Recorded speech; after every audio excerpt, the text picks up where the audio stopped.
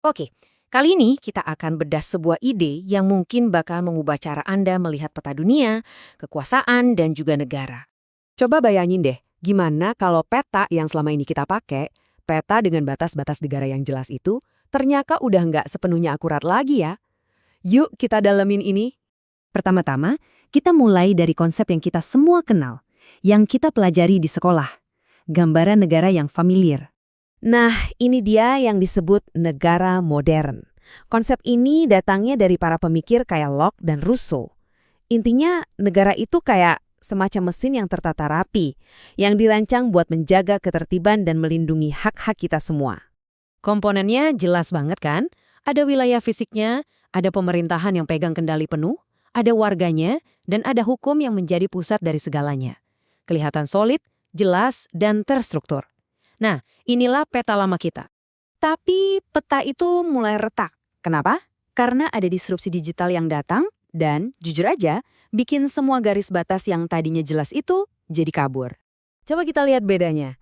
Dulu, ngomongin kedaulatan itu ya ngomongin perbatasan darat, laut, dan udara. Titik. Sekarang, wah beda cerita. Kedaulatan itu juga soal siapa yang ngontrol aliran data dan jaringan informasi. Pertarungannya udah pindah, nggak lagi cuma di perbatasan fisik. Nah, ini yang lebih gila lagi. Dulu, sumber kekuasaan itu ya konstitusi, dokumen hukum. Sekarang, kekuasaan juga datang dari algoritma.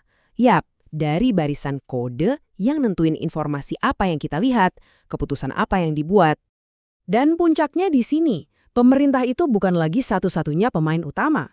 Coba pikirin, sekarang ada korporasi teknologi raksasa, komunitas online yang terorganisir, dan berbagai organisasi lintas negara yang punya pengaruh setara atau kadang malah lebih besar dari negara itu sendiri.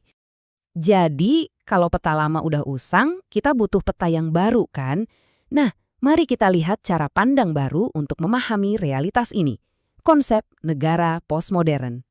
Gagasan ini tuh nggak muncul gitu aja. Dasarnya adalah seperti yang tertulis di sumber analisis kita, sebuah kegelisahan intelektual. Ada keresahan yang mendorong kita untuk mencari cara baru dalam memahami apa itu negara di zaman sekarang. Inilah definisi peta baru kita. Negara postmodern itu bukan lagi sebuah benteng yang kokoh dan tunggal.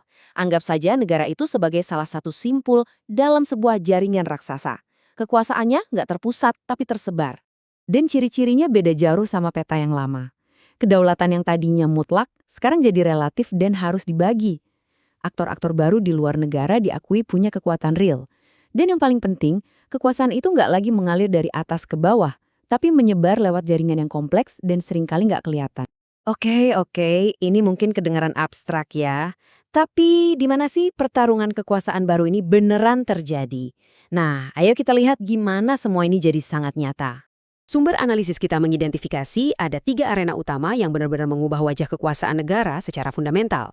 Digitalisasi, domain cyber, dan kecerdasan buatan. Pertama, digitalisasi. Ini bukan cuma soal layanan online.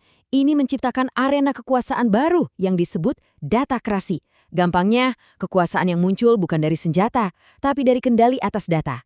Siapapun yang bisa ngumpulin dan menganalisis data kita semua, merekalah yang bisa memprediksi, mempengaruhi, dan pada akhirnya mengendalikan masyarakat. Lalu yang kedua, domain siber. Ini medan perang baru yang nggak kelihatan, tanpa batas fisik. Negara sekarang berjuang untuk kedaulatan siber, hak untuk ngatur ruang digitalnya sendiri. Dan ancamannya nyata banget, perang siber. Ini bukan fiksi ilmiah loh.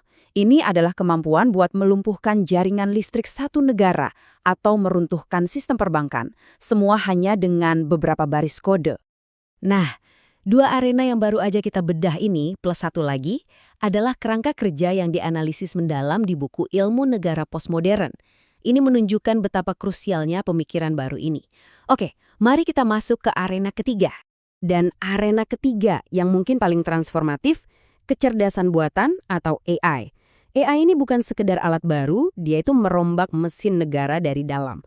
Bayangin layanan publik yang super efisien, tapi bayangin juga penegakan hukum pakai AI buat prediksi kejahatan, atau pertahanan nasional pakai drone otonom. AI mengubah cara negara melayani, mengawasi, dan bahkan berperang. Setelah melihat semua ini, kita sampai pada pertanyaan yang paling mendasar kan? Jadi intinya begini, Peta kekuasaan itu nggak lagi cuma digambar dengan tinta di atas kertas. Peta itu sekarang juga digambar dengan kode dan data yang menandai jaringan dan informasi. Kekuasaan sudah jadi teknologi.